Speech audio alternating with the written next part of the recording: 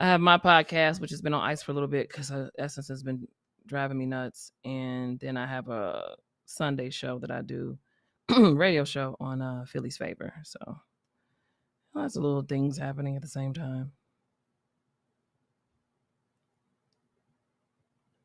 Ha ha! Who made the graphic? That's cute.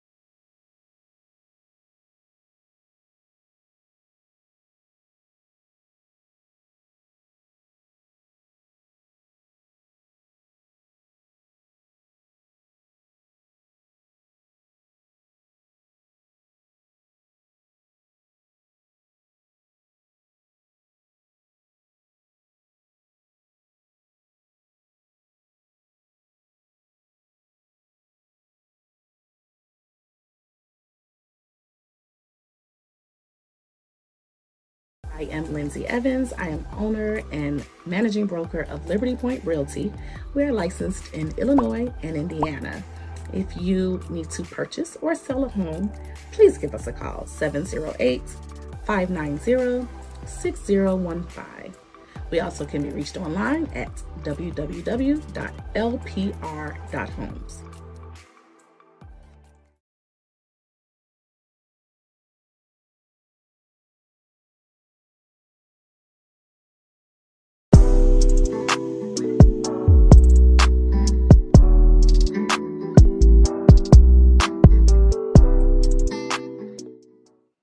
Hello, everybody.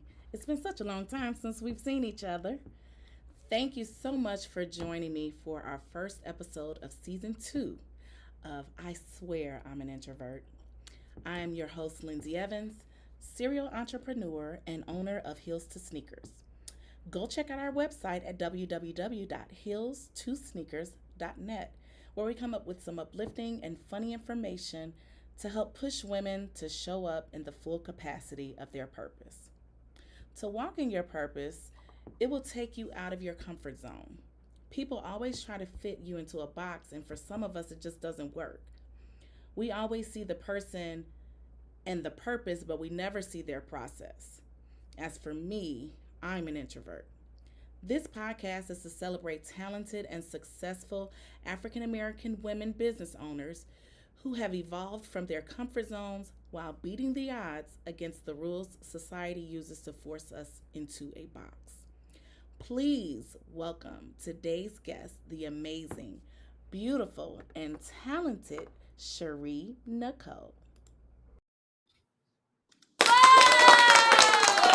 Hey, Lindsey. Oh, look at him. Y'all got claps and everything. Thank you so much for coming on. I'm trying to, Lindsey. I am honored to be here. I'm still trying to figure out where introvert came from for you, because that has never been my experience of you. But hey, it's your show. So who are me to judge? This is the shade. So I have known Shari for 20-some years now. Oh, wow. We sound really old. Yes. She used to bully me in high school. We were in some of the same classes. Like, she was really smart, so she was in all the AP classes, and I was in there with her. She still made me feel like I was dumb. We were smart too. It's just, yeah, now that we're adults. No, but Lindsey, back then, stop it. Anyway, stop it. So that's what she's talking about. She's never known me to be an introvert. I am, okay? That's the real me. I show up when I have not. I have not. This is new. Okay. Okay. See how people do you? I'm so glad you could join me today, though. I really am honored, because I know that you are super busy and, you're so popular and famous. So, little old me getting on your schedule, I'm like, girl, such a fan. Why are you getting on your podcast lying to these people? That's crazy.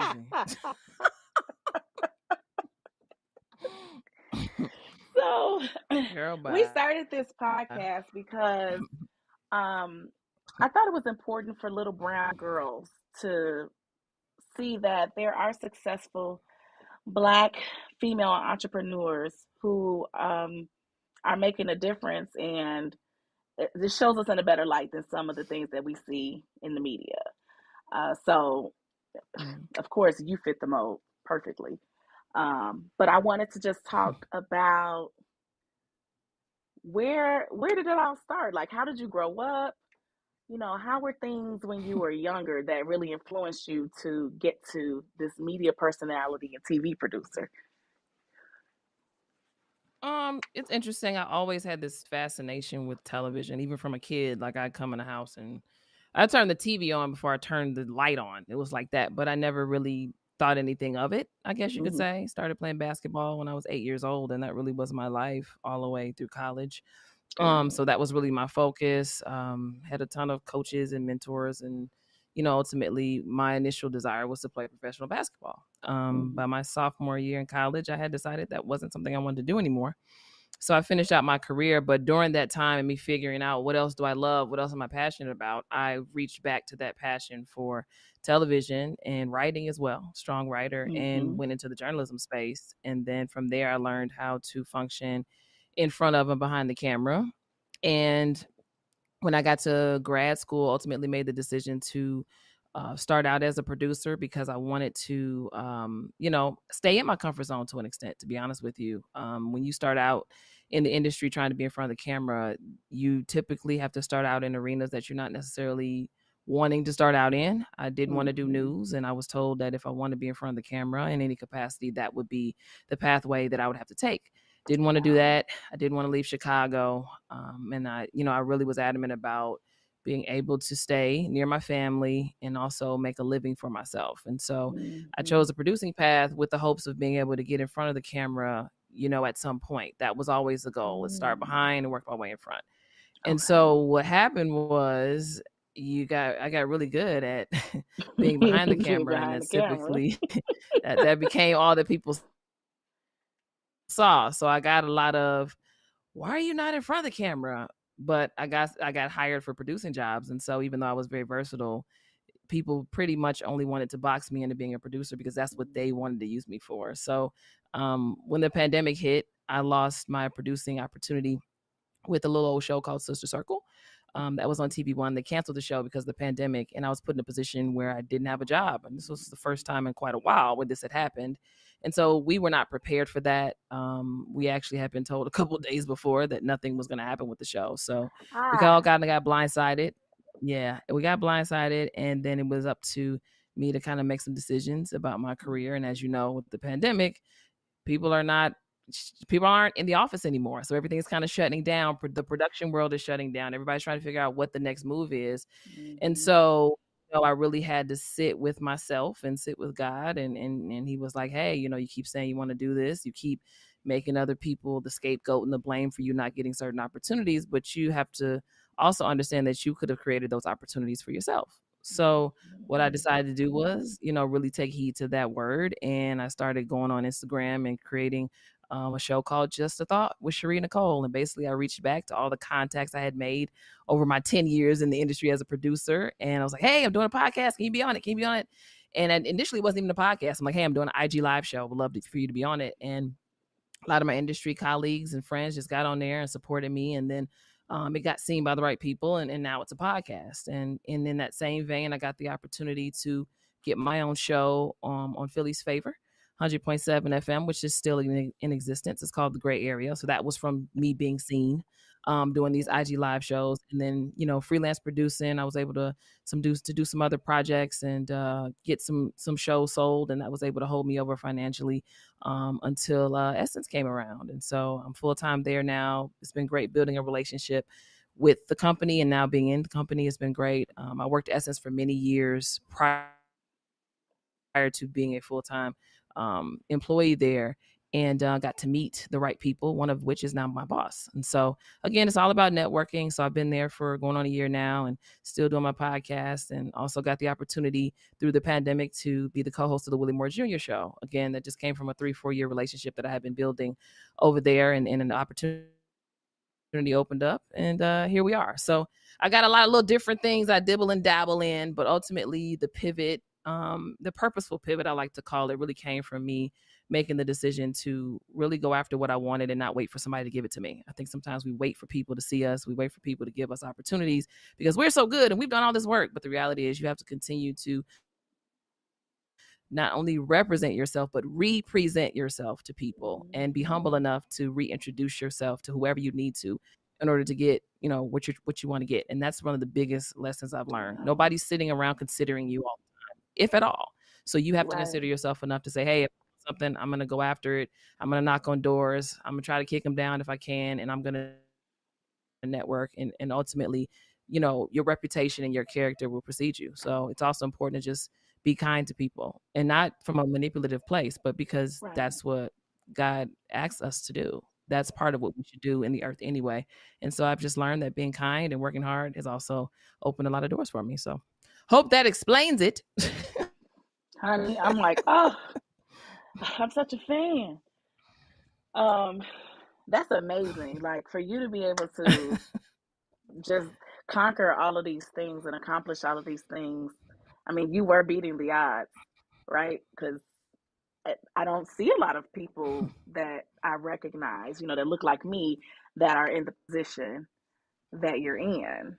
Um, and so it's really encouraging to know that, well, one, if you're praying and you believe in God and He's guiding you, then you're taken care of no matter what, what industry or whatever. But Mm-hmm. just to know that, Right. you work hard, you be nice to people, you make the right connections, and everything just falls into place.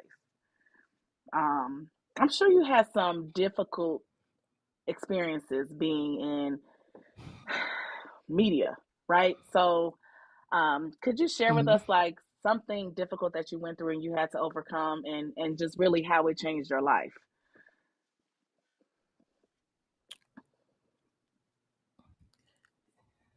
Yeah, there were a few things. One of the probably biggest ones and turning points in my career was when I made the decision to leave TV One in 2017. I was working on Mm-hmm. a show, the first national Black news show, News One Now with Roland Martin. I had been there for going on 4 years, and I'd simply outgrown it. I had some other goals that I wanted to accomplish, and those goals could not be accomplished, unfortunately, with that particular show. So I'm grateful for the experience that I had, but it was very challenging for me and difficult for me to really advocate for myself in that way. So I left that job without a job.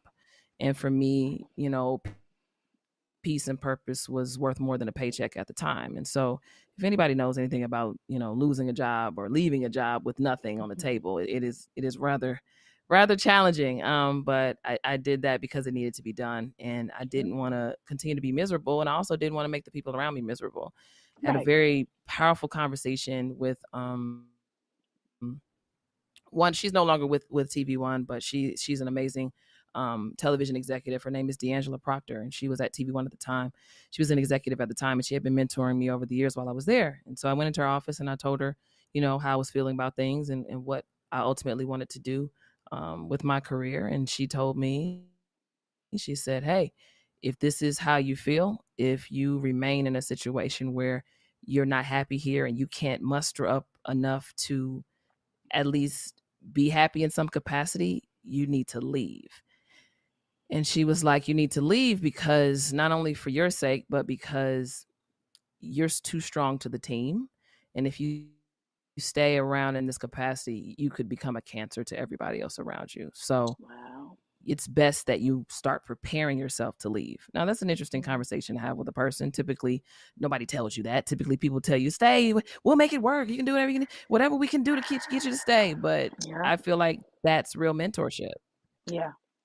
Saying, "Hey, it's not, this is about you, but it's also about the people that you work with.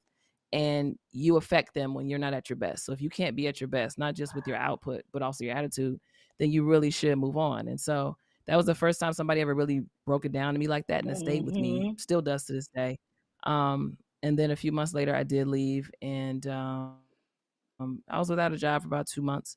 And then an opportunity opened up for me to produce at Sister Circle Live. And so that's where I went. So I was, 2 months down, moved back from DC to Chicago, stayed with my parents for a while. It happens. Most of us have a "I went back home" story. So I went back home to live with them for a couple months. And then I've been in Atlanta since July 2017, making it work. Making it work. I remember when that pivotal moment happened. I was like, oh, this is such a faith walk. And she was like, listen, my peace is more important. And my family and friends laugh and talk about me because they said Lindsey will walk off of a job in a heartbeat for less. Okay.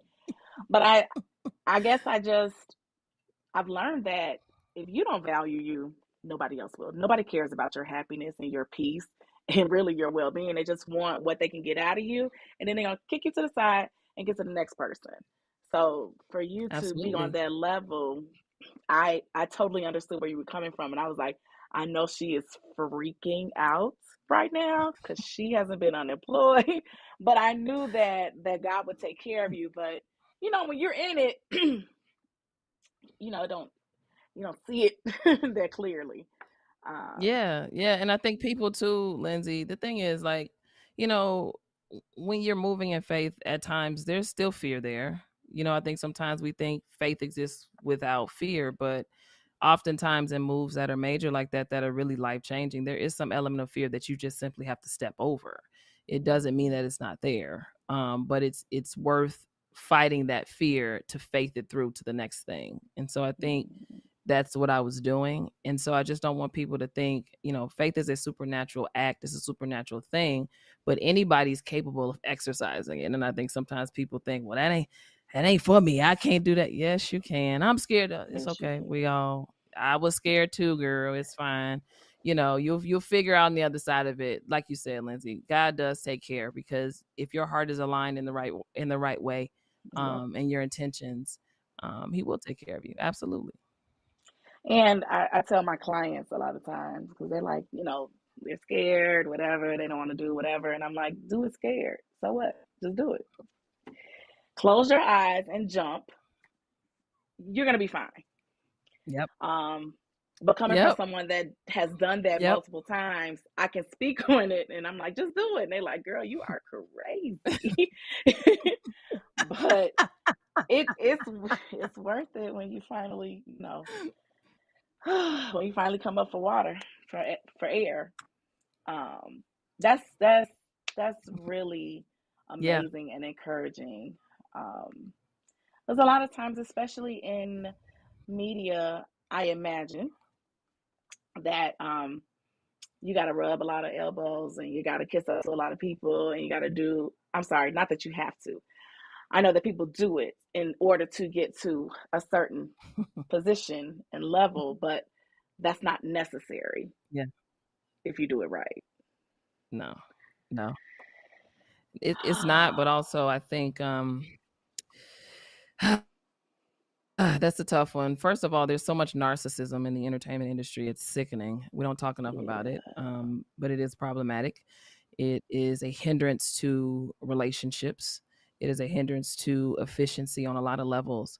Um, it's just really a destroyer. And so you have to be able to identify those things in certain people and be able to work around it. I think the biggest thing for me is, not getting involved too deeply in people's junk and their business, and their mess, and really keeping it above ground a lot of times. A lot of these people, you have to look at them as human beings first. And that's something that I've yes, always been adamant about. I mean, I've been around pro athletes and different celebrities throughout most of my life.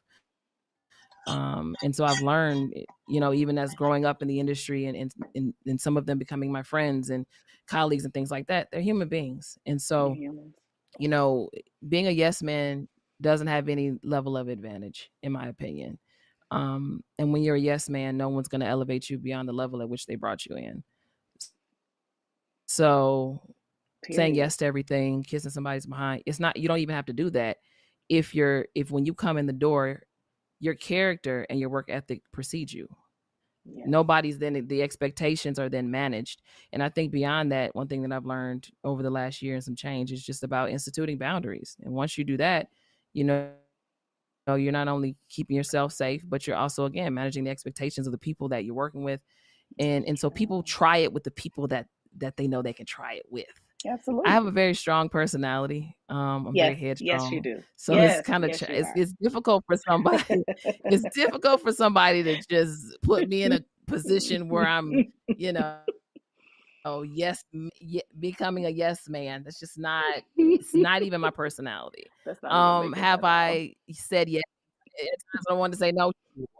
Because you have to still work around egos. So you have, it's a game of chess. I mean, you're dealing with Yep. egos. Like me producing, I worked on shows where I've produced a lot of, we call it talent, but a lot of hosts, basically. I Yeah. produce hosts, a lot of them throughout my career. And so, egos come along with that. And I'm not saying it in a bad way Hmm. necessarily. I'm just saying there's a level of care that they require. So because I understand that and I study people, I can offer that care without overextending and going above and beyond and kissing somebody's behind and saying yes to stuff that's unacceptable. The other Unacceptable. thing that I've made sure to do is say, hey, when I don't agree with them, hey, I don't think this is the way to do this, and I'm telling you this because I'm trying to protect you and the integrity of the content we're putting out. So it always goes back to the work. Yeah. And when you tell somebody you're disagreeing with them, their own protection, they take that very seriously, and there's a level of respect that goes along with that. So my intentions are always, I want to protect the integrity of the content, and if I'm producing talent, I want to protect them. So if they're doing something that puts them in a bad light, I'm going to say, I think we need to do something differently. This is why, and I'm trying to protect you. From there, it's their decision. If they want to Right. go ahead and do it anyway, be my guest. That's on them. But Yeah. there's no advantage, in my opinion, or I should say there's no elevation, because being a yes man has its advantages. I call them micro Temporary. advantages, I guess, if But you want to yeah. get on a guest list or, be or be in the mix. But when you talk about elevating your career, you cannot do that being a yes man. It's just not possible, in my humble opinion. Yeah. No, I agree wholeheartedly. Just in our little industry over here, being in real estate a lot, it's a people industry. It's very small, and you know who the big players are. So I've chosen not to participate in the circles because that was not my. First of all, I'm an introvert, even though you don't believe me, and I didn't want to. I didn't have the energy to do that. So I figured, you Yeah. know what? I'm Yes, just gonna it is be the exhausting. best It is me. That's it. exhausting. Be the best me that Yeah. I can be, and take it or leave it. Yeah. It's. So wow, Absolutely. those are some good nuggets. I appreciate that. Thank you. So you are at Essence now, and you are still, Yes. your podcast is successful. You're getting all these other opportunities. What can we expect to see from you?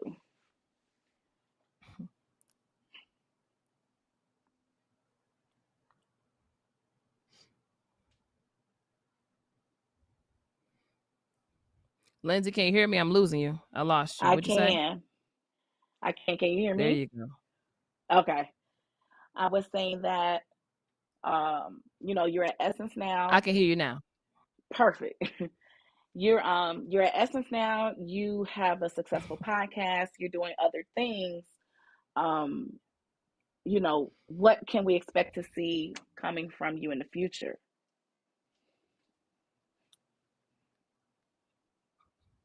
I think for me, it's not even on a professional scale. I somebody asked me, what projects are you working on?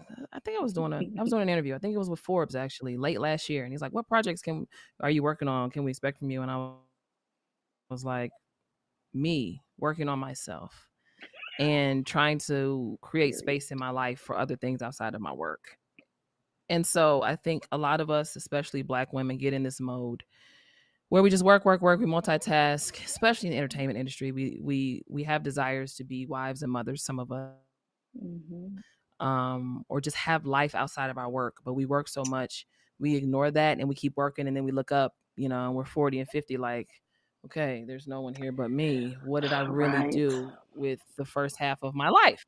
So Right. I think, continuing obviously to just try to work on as much as I can, prioritizing my personal life more. I just came off Mm-hmm. vacation, had gone on a vacation in like 5 years, which is ridiculous.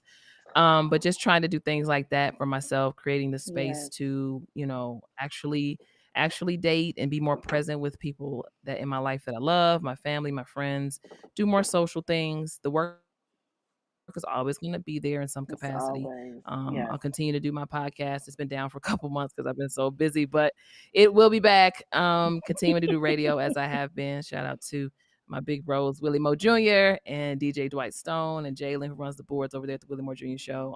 Also, shout out to my Philly's favorite family and our fearless leader, my frat, Jonathan Mason, holding it down. So I do that every Sunday. And then, Essence is just, we're working hard. Shout out to my Essence family. I don't think I've ever felt more embraced and respected and appreciated than I have working for Essence, I have to say. That's And it's sad, amazing. you work hard and feeling respected and appreciated and valued for all that you bring to the table, for all the versatility you bring to the table. It's sad that I have to say that after almost 12 years in this industry, but it's the truth. Wow. So I'm very grateful for them. So yeah, for me, just more, you guys can expect to see me really try to have a life. And I know it might I sound crazy love to some it. people. I don't have any I don't have any grand scheme to tell you. I mean, I've been trying to settle in enough to get an ebook done, which is still a goal of mine. So I want to take some real time to do that at some point and work on possibly a couple master classes just so I can give people some of this information that I've been able to gain. And I have to say, a little off topic of your question, but in line with what I was saying, you can no dream you achieve is achieved alone. Nothing. It takes teamwork. It takes a village of people. Some of us will call it mentors, what have you, to help get you not only through life but especially through your profession. And I have been so blessed to have so many amazing men and women in my path, mentors and guides, and senior level producers and senior level hosts and talent that have really poured into me, that have encouraged me, that have helped me along the way, and that have helped to set me up for success. And so every story I tell you, every nugget I give you was on the heels of something that someone else did for me, whether it was a word or whether it was a deed. And so I just want to express appreciation for that and encourage everybody, really understand that success apart from or I should say insulated success is not real success. The pinnacle of success is achieved when you have support and when you're open to having support. If you feel like you're alone in this thing, really sit back and evaluate and reach out to who you feel like you can trust. Because walking through your professional and personal life by yourself is it's just not the life that I believe God wants for us. So that's what I would say to you. Yeah. Funny you said that. I gotta come off subject. Growing up, or when I was older, I should say, um, some of my aunts would always say, you need to get your career, you need to get this job, you need to get this money, you need to, you can worry about, a man later, but you need to get this. And what I've seen, because that wasn't my passion. My passion wasn't career first. My passion was family first. And but then some of the people that were, wanting me to lean towards career first, it's they don't have a family, and now they have Right. regrets. Right. So I'm so glad that you young, so you're good. Everybody doesn't have that story. But look, Lindsey, I'm 36, so my biological clock is definitely leaning Listen, in not okay, an ideal direction. Okay. they get it done. Okay, they get it done. Age, it doesn't mean much. Okay. That's good. I'm so happy for you and I'm proud of you. You really Thanks. are an inspiration. If you could give just one thing to a little girl that is, looking to be like you, I want to be in television, when I grow up and different things like that. You dropped some nuggets, but is there any one thing that you would tell them to inspire them as they're going through life? The residual effects of how you treat others will be found in the progression or stagnation of your career. Treat people well, network with earnest. Don't network because you're trying to get something from someone. Network because you want to get to know and serve. I have never filled out a job application in my 12 years in this industry, and it's because I was Wow. able to connect and genuinely connect with really, really good people. Mm-hmm. So networking is important. If you don't know how to do it or you don't feel comfortable doing it, again, seek out a mentor or somebody who can help you with that, because that is a real skill that can get you very far. Mm-hmm. Not only in this industry, but in life. So I would say networking and kindness. If you look at the scope of people's overall careers, whether they are stagnant or whether they are progressive, I can assure you that on the back end of that is the residuals of how they treated other people. People are your biggest currency. So treat them well, treat yourself well, set boundaries early without any level of fear, because you have to protect yourself. As you said, Lindsey, earlier, no one's going to do it for you. No one is going to do it for you. So protect yourself. It doesn't mean you're rigid. It doesn't mean you're mean. And it doesn't mean you're inconsiderate. But set boundaries with grace and stay committed to them. And if you do those things, you'll have a long-standing career, not only in the entertainment field, but whatever field you choose. Whatever field. Yeah, that's amazing. Thank you. This was such a privilege. I'm so glad I got to talk with you. You so busy. Listen, okay, so in real Thank life, you, Lindsey. Cherie's a I'm friend of happy that mine, and after she be busy. look, look, I'm so happy after I'm a age just a little bit. After 22 years, we can still sit across from each other, and have a conversation. And God has been so good, and so I'm grateful that you invited me on here, and you're doing amazing things and leading the way in your own right and an inspiration in your own right. So this is just an example of God's faithfulness, and so I'm grateful for you and thankful for you and this platform, and I hope it blesses at least one person that we did what we were supposed to do. That's it. Well, it blessed me, so I think we did what we were supposed to do. I love you, girl, and I wish you the absolute best, okay? I'm always rooting for you, so do great things. I know you will. Love you too. I echo those same sentiments to you, and I'll keeping up with all your success out here on social media. Okay. Talk to you later. All right. Thanks, Lindsey. No problem. Bye. Bye. If you like this podcast, subscribe to our YouTube channel, follow us on Instagram, like us on Facebook, and follow us on the Twitter.